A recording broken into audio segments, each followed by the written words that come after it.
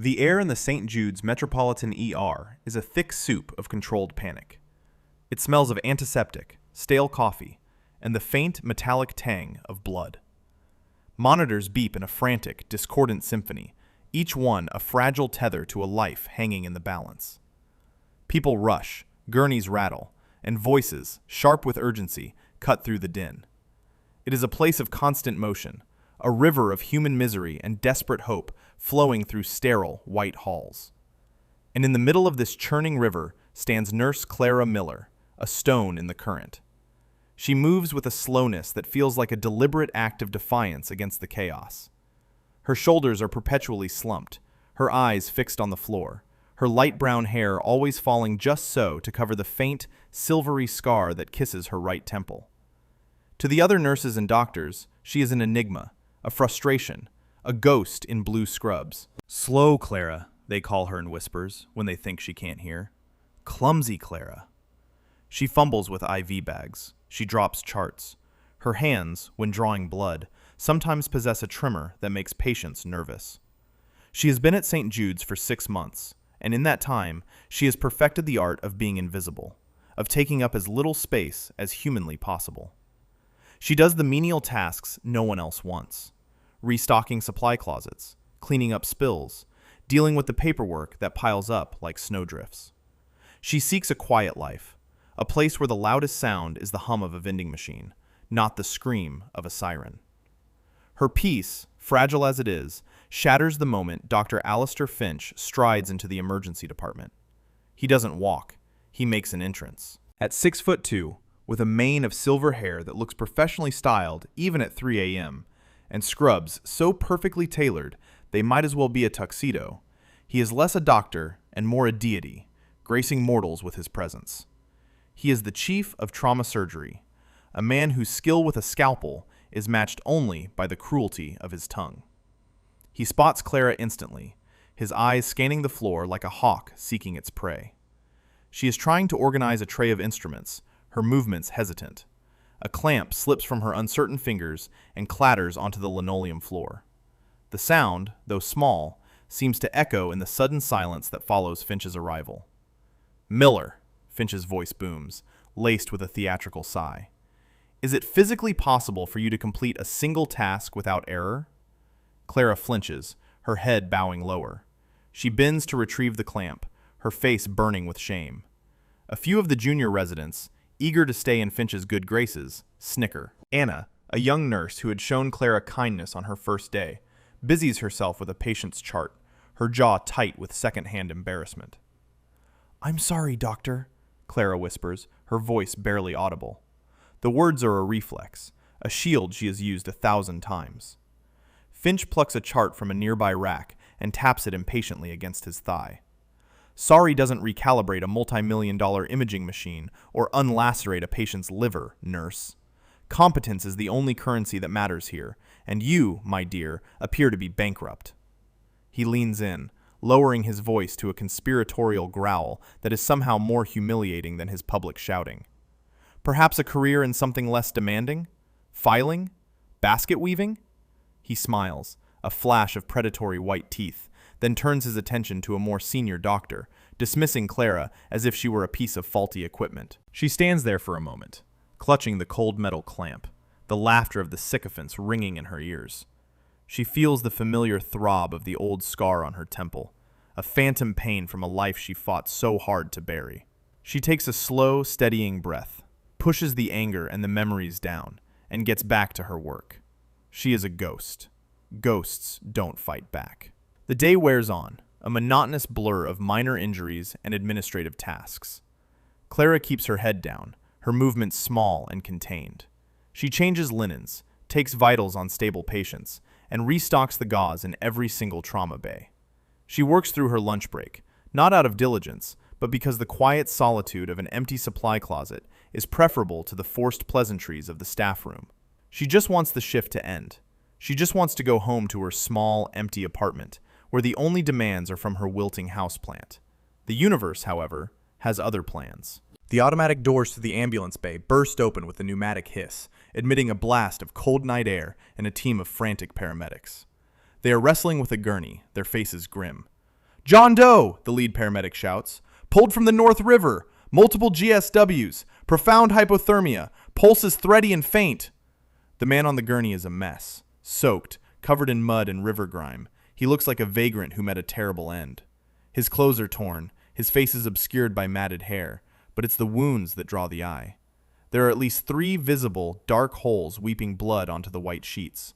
Dr. Finch, who had been enjoying a coffee and flirting with a pharmaceutical rep, materializes at the gurney's side. He assesses the patient with a look of profound boredom and disgust. Another piece of street trash cleaning up the gene pool. What a waste of resources. He peels back a waterlogged sleeve to check for track marks, finding none. Fine. Standard trauma protocol. Get him cleaned up, run a basic panel, and move him to OR3. I'll patch the holes when I'm done with my consult for Mr. Abernathy's gallbladder. Mr. Abernathy was a wealthy board member. His gallbladder was a priority. This John Doe was not. "Doctor," a junior resident pipes up, his voice hesitant. "The entry wounds. They're very small caliber, almost no tearing, and the bleeding seems controlled, considering their placement." Finch waves a dismissive hand. "A small gun, genius. Probably some back alley nonsense. Don't waste my time with amateur forensics. Just get him prepped. And," he adds, his eyes landing on Clara, who had been silently observing from a distance, "have Nurse Miller do the prep. It's about her speed." It is meant as another insult, another menial task to shove her way. But as Clara approaches the gurney, something shifts. The order is given. She has a patient. The noise of the ER fades into a low hum. Her purpose, for the first time in months, becomes singular and clear. She begins the work, her colleagues moving away to more pressing cases. She cuts away the sodden, filthy clothes. She takes a warm, wet cloth and begins to clean the mud and grime from the man's torso. And as the dirt gives way to pale, cold skin, her hands, the same hands that trembled earlier, become unnervingly steady. Her movements lose their hesitation, becoming economical and precise. She sees the wounds clearly now, 3 of them, one in the left shoulder, one in the right thigh, and one high on the chest, perilously close to the subclavian artery. The resident was right. They were small, precise. But it was the pattern that made her blood run cold. It wasn't a random spray of bullets. It was a kill box, a triangle of fire designed for maximum, inescapable damage. She had seen it before, in dusty, sun-scorched places she had tried to forget. Her fingers, now moving with an instinct she thought she had suppressed, palpate his abdomen. It's rigid, board-like. The obvious diagnosis would be internal bleeding, peritonitis. But it doesn't feel right. The rigidity is too uniform, too electric. It's a sign of systemic neurological distress. Then she sees it. On the side of his neck, almost perfectly hidden beneath his jawline, is a tiny puncture mark. It's no bigger than a pinprick, with a faint, angry red halo around it. It's not an insect bite. It's not a stray needle. She knows exactly what it is. Her breath catches in her throat. The scar on her own temple pulses with a fierce, burning memory. It's a delivery system, a microdart, and she knows the signature of the cocktail it likely delivered. An experimental organophosphate, a variant of VX nerve agent designed to mimic the symptoms of massive trauma and cardiac failure. It was a ghost, an assassin's tool. Standard surgical anesthesia, the propofol and fentanyl cocktail they would use in the OR, would react with the agent. It wouldn't put him to sleep. It would trigger a complete, irreversible shutdown of his central nervous system. His heart would simply stop. Finch's order wasn't a treatment. It was a death sentence. The timid, slow nurse vanishes. In her place stands a woman with ice in her veins and a storm in her eyes. She drops the cloth and sprints from the trauma bay, her mind racing faster than her feet. She finds Finch by the nurse's station, laughing at his own joke.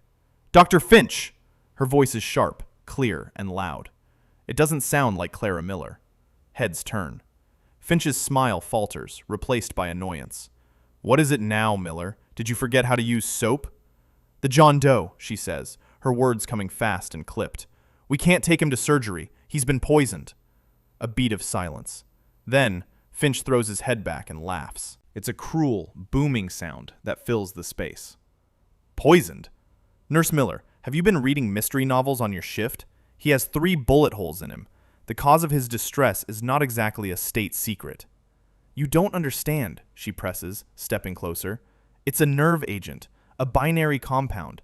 Anesthesia will cause fulminant cardiac arrest. We need to bypass the OR. We need to administer the atropine pralidoxime autoinjector protocol, now. And we need to get him on a specific supportive drip to counteract the metabolic acidosis. Finch's amusement evaporates, replaced by cold fury. He takes a step toward her, his height and anger a suffocating presence. Let me be perfectly clear. You are a nurse. You do not diagnose. You do not prescribe. You certainly do not spout nonsense about binary compounds you learned from a television show. You are a pair of hands, and right now, those hands will do as they are told. He will die on the table, Clara insists, her voice low and intense. She can see the patient in the trauma bay through the glass. A subtle tremor has started in his left hand. A fasciculation. The first stage. They are running out of time. Then he will die, Finch snarls, his face inches from hers. He is a drain on society, who will now be a drain on my surgical schedule. His death is an inconvenience, not a tragedy. Now, you have a direct order. Prep the patient and get him to operating room 3. If you do not, I will personally see to it that you are not only fired, but that your license is revoked so you can never endanger a patient again. Do you understand me? Clara looks into his eyes, glittering with ego and malice. She sees the patient again, the tremor worsening. She sees a flash of another face, another body on another gurney, dust and sand everywhere. A mistake she swore she would never let happen again. She makes a choice. She gives Finch a single, sharp nod. Yes, doctor, I understand. She turns, not toward the OR, but back toward the trauma bay. Finch watches her go, a smug, triumphant look on his face. He believes he has won. He believes he has crushed the brief, bizarre rebellion of his most incompetent nurse. He turns back to his coffee. He does not see Clara's face. The meekness is gone. The fear is gone. All that remains is a cold, hard resolve that feels more dangerous than any weapon. She enters the trauma bay, and her movements explode with purpose. She grabs the heavy crash cart, a 300-pound behemoth of steel and life-saving equipment, and with a grunt of effort, she shoves it sideways, ramming it against the doorframe. The cart's wheels lock, wedging it firmly in place. The door is barricaded. Finch and the others hear the crash and turn, their eyes wide with disbelief. Miller, what in God's name do you think you're doing? Finch bellows, rushing to the door and finding it blocked. Clara ignores him. She is a whirlwind of motion. She rips open the drawers of the crash cart, her hands flying. She isn't looking for the standard prepackaged drugs. Her eyes scan the vials, her mind a running chemical equation. She finds what she needs. A vial of atropine. A vial of pralidoxime. Not the standard military-issue auto-injectors she was used to, but she can improvise. She snaps the tops off 2 large syringes, drawing up precise doses with a speed that would make a pharmacist's head spin. Security! Finch is screaming now, his face turning a blotchy, furious red as he and another doctor try to shoulder the door open. Get security down here now! She's lost her mind! Clara doesn't hear him. She is in the zone, a place of pure, unadulterated focus she hasn't visited in years. It is terrifying and exhilarating. She plunges one syringe into the patient's thigh, then the other. She hangs a bag of saline, but not before injecting a carefully measured dose of diazepam to control the imminent seizures. Her hands are a blur, taping lines, adjusting flow rates, connecting monitor leads. Every action is precise, efficient, and brutally fast. The banging on the door is thunderous now. This is hospital security. Open this door immediately. Clara checks the patient's pupils. They are still constricted, like pinpoints. The drugs are beginning to work, but the toxin has a strong hold. She needs to maintain his airway. She grabs a laryngoscope and an endotracheal tube. In one smooth, practiced motion, she intubates the patient, a procedure usually reserved for doctors or specialized respiratory therapists. The door suddenly groans, then splinters inward. 2 burly security guards burst through, followed by a sputtering, apoplectic Dr. Finch. They stop short, taking in the scene. The quiet, clumsy nurse is standing over the patient, an ambu bag in her hand, rhythmically squeezing air into his lungs, a look of fierce concentration on her face. She looks less like a nurse and more like a soldier holding a defensive line. For a moment, everyone is frozen. Then Finch's rage boils over. "Get her off him! Get her out of here!" The guards hesitate, confused. "Now!" Finch shrieks. "She's fired! She assaulted me! She's a danger to everyone! Get this lunatic out of my hospital!" This time, the guards obey. They lunge forward and grab Clara's arms. She doesn't fight, her body going limp as they pull her away from the patient. Her eyes stay locked on his monitor, watching the heart rate stabilize, watching the oxygen saturation tick upward. It's working. She bought him time. "You are finished, Miller," Finch screams as they drag her past him. "You will never work in medicine again. You'll be lucky if you don't end up in prison." They don't let her get her coat or her bag. They march her through the ER, past the stunned faces of her colleagues, through the main lobby, and out the automatic doors into the cold, drizzling rain. A box with her locker contents, a worn-out paperback, a spare set of scrubs, a faded photograph, is unceremoniously shoved into her arms. Then the doors slide shut, leaving her on the curb. Fired, humiliated, alone. Clara sinks onto the wet concrete of the curb, the rain plastering her thin scrubs to her skin, chilling her to the bone. The box tips over, spilling its meager contents onto the pavement. She doesn't move to pick them up.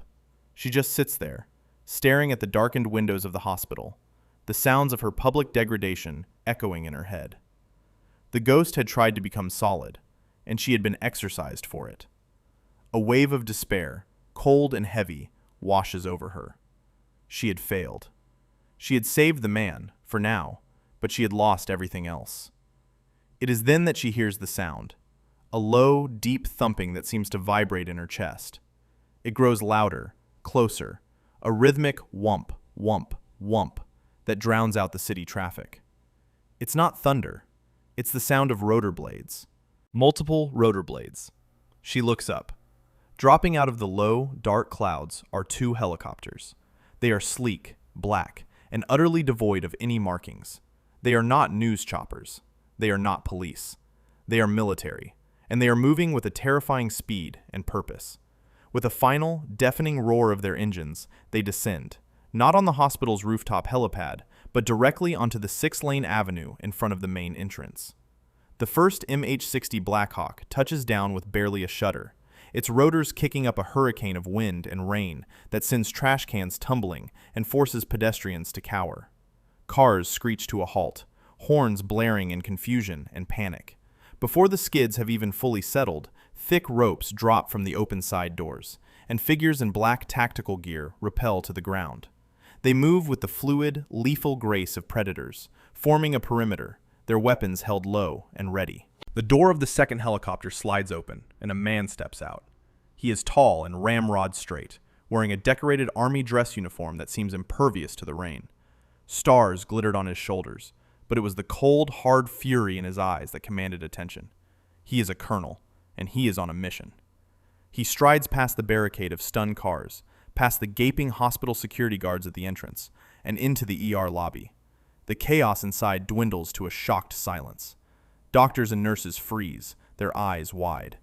The colonel's gaze sweeps the room, dismissing the medical staff as irrelevant scenery. He ignores Dr. Finch, who steps forward with a look of bewildered outrage. "Where is she?" The colonel's voice is a low growl, a promise of violence. "Where is the angel?" No one answers. No one knows what he is talking about. The staff exchange confused, frightened glances. "Angel?" someone mutters. Outside, one of the soldiers doing a perimeter sweep spots a lone figure sitting on the curb, soaked and shivering amidst the scattered contents of a cardboard box. He raises his hand to his helmet, speaking into his comms. "Sir, I have a possible visual. Lone female, scrubs, matches the description." The colonel, hearing the message in his earpiece, turns on his heel without a word. He walks straight back out of the hospital, his polished boots clicking on the linoleum. He strides directly to the curb where Clara sits, a broken figure in the urban storm. He stops in front of her, his large frame shielding her from the worst of the rain. The world seems to hold its breath. "Nurse Clara Miller?" he asks, his voice softer now, but still carrying an undeniable weight of command. Clara looks up, her eyes dazed. She sees the uniform, the medals, the grim face. She can only manage a weak, trembling nod. The colonel crouches down, bringing himself to her level. His eyes scan her face, lingering for a fraction of a second on the pale scar at her temple. Captain Eva Rustova? The name hits her like a physical blow. Her real name. Her old rank. A name she hadn't heard spoken aloud in 3 years. It is the key to a tomb she thought was sealed forever. A single hot tear escapes her eye and traces a path through the grime and rain on her cheek. "We need you, Captain," the colonel says, his voice urgent and low. "Master Sergeant Thorne is inside. He's alive, but he's been compromised by the Volkov variant. Your protocol is the only reason he's not dead, but he's not clear.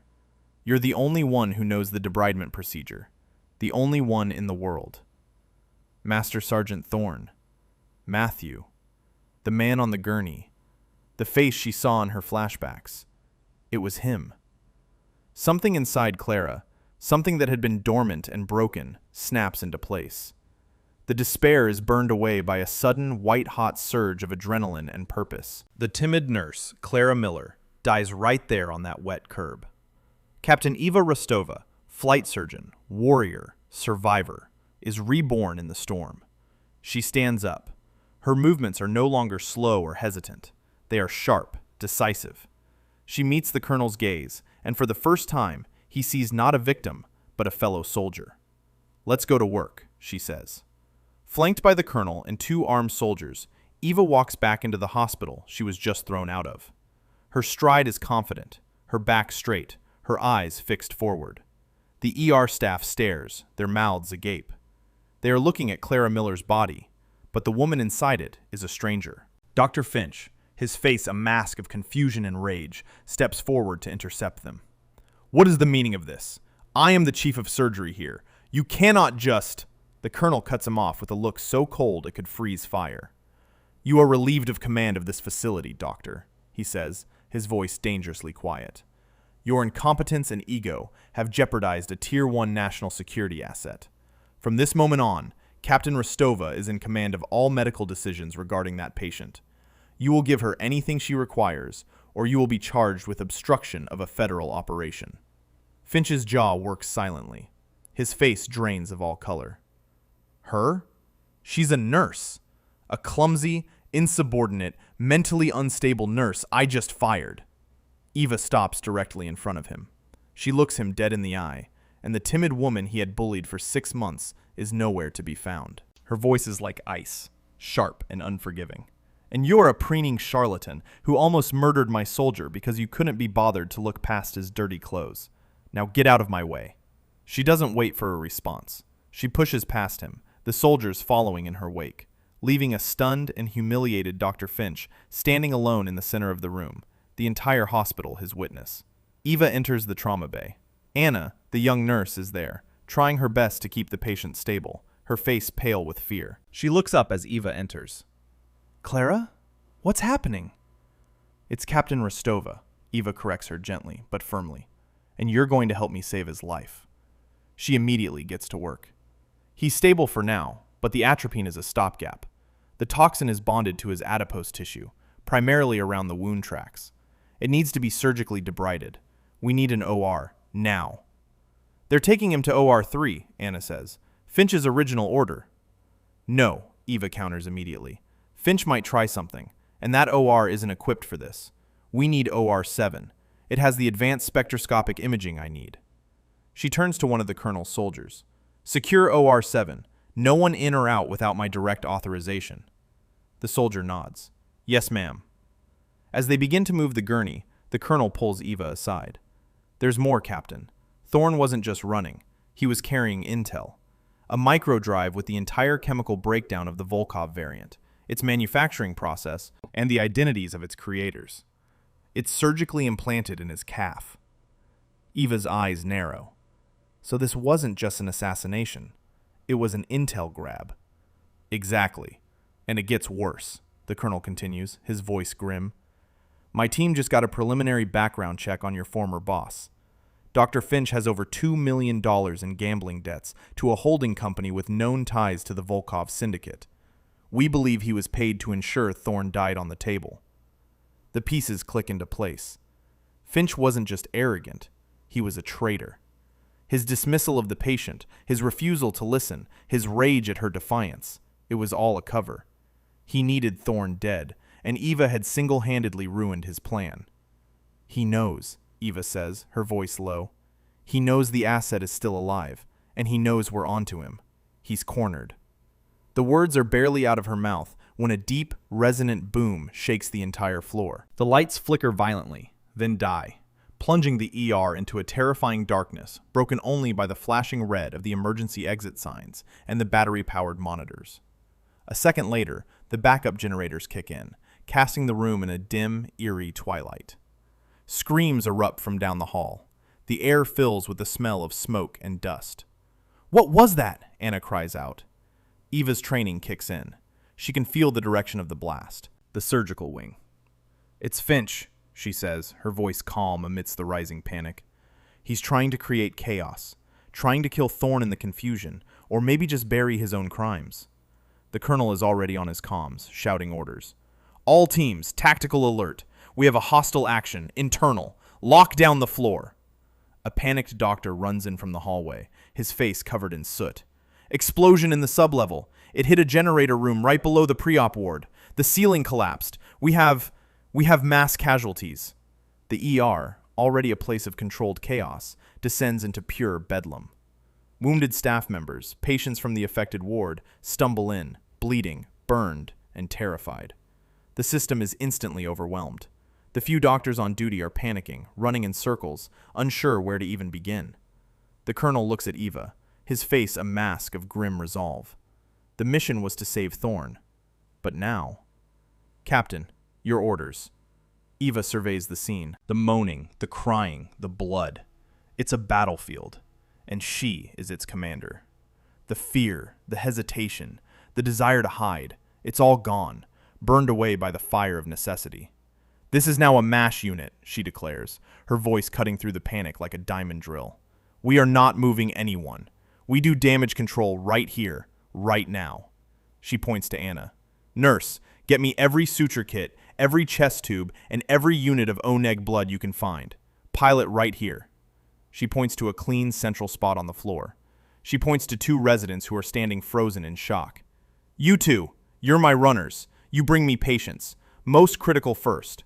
Arterial bleeds, sucking chest wounds, airway obstructions. Nothing else. Go!" She turns to the colonel. "Your men. I need 2 of them for security on Thorne. The rest are my corpsmen now. They help move people. They apply pressure to wounds. They do exactly what I say." The colonel nods, relaying the orders. The soldiers, trained to obey a chain of command, immediately adapt, their tactical discipline a stark contrast to the civilian panic. And then, Eva Rustova goes to work. What follows is not surgery in any traditional sense. It is a masterclass in battlefield medicine, a symphony of violent, life-saving grace performed in the heart of a disaster. The staff of St. Jude's, those who had mocked her and dismissed her, can only watch in stunned, reverent silence. The first patient is dragged to her, a nurse from the ward, her legs sliced open by a piece of metal, blood pumping from a severed femoral artery. She is minutes from bleeding out. Eva doesn't hesitate. Procedure 1. With one hand, she applies a makeshift tourniquet using a doctor's belt, cinching it tight. With the other, she grabs a hemostat. "Scalpel," she barks. Anna slaps one into her hand. In a single, lightning-fast motion, she extends the wound, exposes the bleeder, and clamps it. The pumping blood slows to a trickle. Time elapsed. 90 seconds. "Get her ready for vascular," she orders, already turning to the next patient. The next is a security guard, a piece of shrapnel in his chest making a sickening gurgling sound with every breath. A sucking chest wound. Procedure 2. Eva rips open a sterile saline packet. She takes the plastic wrapper, tapes it over the wound on 3 sides, creating a perfect flutter valve. The gurgling stops. He can breathe. Time elapsed. 45 seconds. They keep coming. A patient with a collapsed lung. Procedure 3. Eva grabs a large bore needle and catheter. Without imaging, using only her fingers to find the precise intercostal space, she performs a flawless needle thoracostomy, releasing the trapped air with a hiss. An orderly with a compound fracture of the arm, the bone threatening to sever an artery. Procedure 4. She performs a rapid, brutal reduction of the fracture, realigning the bone to take pressure off the vessel. A man with shrapnel in his neck, dangerously close to the carotid. Procedure 5. Using only forceps and her fingers, she delicately works the metal free and packs the wound. She moves from body to body, a blur of blue scrubs and bloody gloves. Her commands are short, precise, and absolute. Pressure here. Elevate that. Get me a chest tube tray. Start another line. Procedure 6. A chest tube insertion on a woman with a hemothorax, done with a speed and confidence that makes the senior residents feel like first-year students. Procedure 7. A cricothyrotomy on a man whose airway is crushed, using a scalpel and the empty casing of a pen. A life saved in under a minute. Procedure 8. An emergency fasciotomy on a man's leg, crushed by a falling beam, releasing the pressure that would have cost him the limb. Procedure 9. Rapid arterial ligation in an arm wound. Procedure 10. Debridement and packing of a deep abdominal laceration. Procedure 11. Clamping a bleeding vessel deep within a thigh wound. Procedure 12. Inserting a temporary arterial shunt in another victim's mangled arm, preserving blood flow. Procedure 13. Stabilizing a flail chest with a pressure dressing. Procedure 14. Draining a cardiac tamponade with a long needle guided only by instinct and the patient's vitals. Procedure 15. A final, swift suturing of a deep scalp laceration on a terrified young woman, her calm voice reassuring the patient even as her hands work at an impossible speed. In less than an hour, she has performed 15 distinct, critical, life-saving interventions. 15 people who were minutes from death are now stabilized, breathing, their bodies littered with the evidence of her work: the clamps, the tubes, the makeshift bandages. The floor of the ER is slick with blood and saline, littered with discarded wrappers and packaging. It looks like a war zone. And standing in the middle of it all is Eva, her scrubs soaked, her face streaked with soot and blood, breathing heavily. The ER is quiet now, save for the steady beeping of monitors. The panic is gone, replaced by a profound, shell-shocked awe. Anna just stares at her, tears streaming down her face. The doctors who had laughed at her now look at her as if she is a divine being. They had not just seen competence, they had seen a level of skill so far beyond their own, it was humbling and terrifying. They hadn't been working with a slow nurse. They had been working alongside a master, and they had been too blind and arrogant to see it. The colonel approaches her, his own expression one of deep respect. "I've never seen anything like it, Captain." Eva simply nods, her adrenaline starting to fade, replaced by a deep, bone-weary exhaustion. They're stable, but the clock is still ticking on Thorne, and Finch is still out there. "Not for long," the colonel says, his voice turning to steel. "My team has eyes on him. He's trying to get to the sub-basement morgue, probably has an escape route planned. But we also have a new problem. A tactical team is approaching the hospital. Local police say they're SWAT, but they're not on any city channels." "Mercenaries," Eva says instantly. "Volkov's people. They're not here to negotiate. They're here to clean house. That means Thorne, me, and Finch." "My thoughts exactly," the colonel agrees. "We can't stay here. The hospital is a kill box. We need to move." "Where?" "My men are prepping Thorne for transport. We're taking him and you out of here. There's a contingency location, off-grid, but we have to get through them first." Just as he says it, the crackle of gunfire erupts from the main lobby. Distant shouts, screams, then the rhythmic, heavy thud of automatic weapons. The mercenaries have breached the building. "They're here!" a soldier yells, running back into the ER.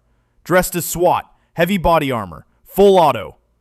"Defensive positions!" the colonel bellows. "Protect the captain and the asset!"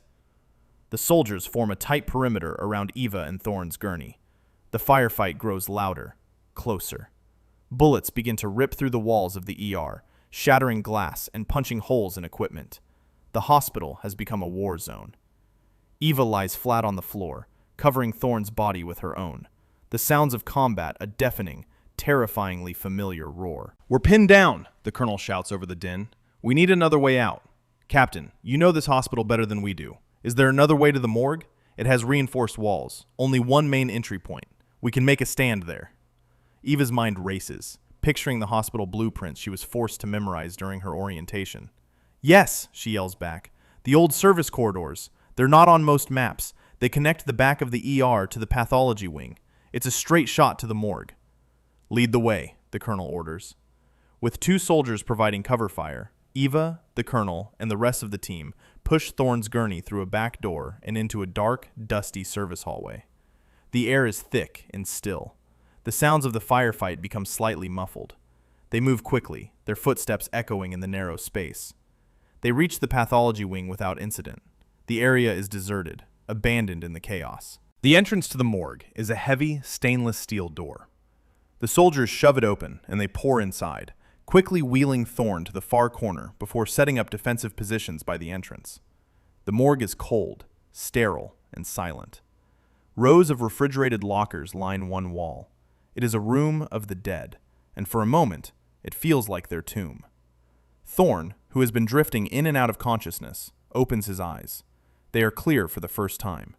He looks at Eva, a faint smile touching his lips. "Eva, you always did like a dramatic entrance." "Wouldn't have missed it, Matt," she says, her voice thick with emotion as she checks his vitals. "Just stay with me." "Always," he whispers. Suddenly, the steel door they just came through slams shut with a deafening clang. Then, a heavy thud from the other side. Barricaded. They're trapped. A voice comes over the morgue's intercom system, distorted and electronic. It's Finch. "Did you really think it would be that easy, Captain Rustova, or whatever your name is? This little fortress is now your coffin. My employers are very thorough. They're right outside the door. They will get their property back, and they will eliminate the witnesses." The colonel tries the door. It's solid. "He sealed us in." A low hissing sound starts to emanate from the vents in the ceiling. "Gas!" one of the soldiers yells. Eva reacts instantly. It's not gas. It's a halon fire suppression system. He's trying to displace the oxygen in the room. "Everybody down. Stay low." As they drop to the floor, a new sound begins. A high-pitched whining, coming from the main door. The mercenaries are cutting through the lock. "They're breaching!" the colonel shouts. "Positions!" They are outnumbered, outgunned, and running out of air. This is the end of the line. One of the wounded soldiers on the floor pushes his sidearm toward Eva. "You're a better shot than I am right now, ma'am." Eva takes the gun. The weight of it is familiar, comforting. She is not a nurse. She is not just a doctor. She is a soldier, and she will not die on her knees. She takes up a position behind an overturned steel table, her gun trained on the door. Beside her, the colonel and his remaining men do the same. The whining stops. A moment of pure, dreadful silence. Then, the door explodes inward in a shower of sparks and metal. The first mercenary, clad in black, steps through the smoke, his rifle raised. Crack! A single shot from Eva's pistol. The man drops without a sound, a neat hole in the center of his helmet's visor. The firefight is furious and brutally short. The enclosed space becomes a maelstrom of muzzle flashes and ricochets. Eva fires with a cold, practiced efficiency, taking down another operative who tries to flank their position. The colonel and his men fight with the ferocity of cornered lions. Just as their ammunition runs low and the mercenaries prepare for a final overwhelming rush, a new sound joins the fray. More gunfire from behind the enemy. Heavy, sustained bursts. The mercenaries are caught in a crossfire. Reinforcements. The rest of the colonel's men have broken through. The remaining mercs are cut down in seconds. Silence falls, broken only by the ringing in their ears and the lingering smell of cordite. It's over. The colonel helps Eva to her feet. "Nice shooting, Captain." "I was aiming for his leg," she says, a ghost of a smile on her face. The immediate threat is neutralized, but the architect of the chaos is still at large. "Finch," the colonel says, already moving. "He's not getting away." They find him not in some hidden escape tunnel, but in his own opulent office, frantically trying to wipe his computer's hard drive. When he sees them, he holds up his hands, a pathetic, simpering smile on his face. There's been a terrible misunderstanding. They drag him out of his office and down to the main lobby. The hospital is now swarming with federal agents and legitimate police. The press has arrived, their cameras and microphones creating a chaotic scrum outside the main doors, held back by a police line. Finch sees the cameras. He sees his last, desperate chance. He suddenly starts to scream, his voice filled with false panic and accusation. That woman! That woman is a terrorist! He shrieks, pointing a trembling finger at Eva. She works with them. She set the bomb. She tried to kill us all. Arrest her! The reporters surge forward, a frenzy of questions and flashing lights. For a moment, confusion reigns. But the colonel is prepared. An aide steps forward and hands him a tablet. The colonel raises his hand for silence, his voice cutting through the noise. Dr. Alistair Finch, he announces, his voice amplified by a police megaphone, is a traitor. He has accepted over $2 million from the Volkov Syndicate, a hostile mercenary group, to facilitate the murder of a United States serviceman on his operating table. A collective gasp ripples through the crowd. He's lying! Finch screams. He has no proof! On the contrary, the colonel says, his voice cold as the grave. We have his bank records. And we have this. He taps the tablet. A recording plays over the powerful speaker, echoing through the cavernous lobby. It's Finch's voice, panicked and greedy, speaking to his mercenary handler over the phone. The asset is here, but there's a complication. A nurse. She knows. No, I can't just kill him. Not now. They're watching. You have to handle it. The money, yes. I need the rest of the transfer, now. The recording ends. A dead, damning silence hangs in the air. Finch's face collapses.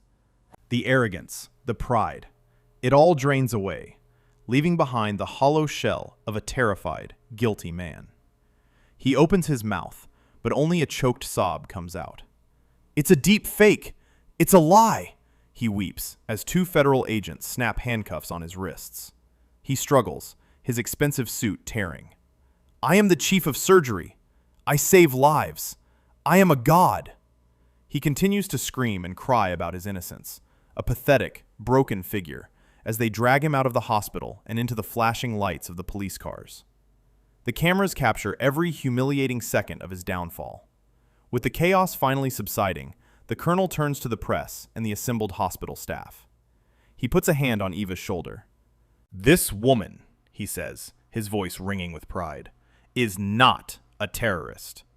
This is Captain Eva Rustova, United States Army, a decorated flight surgeon awarded the Silver Star for gallantry in action. Tonight, her quick thinking saved the life of Master Sergeant Matthew Thorne.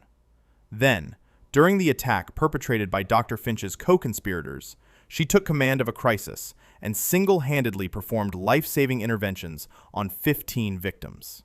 She is not just a hero. She is the very definition of one. The lobby, filled with her former colleagues, erupts. It starts as a smattering of applause and quickly grows into a thunderous ovation.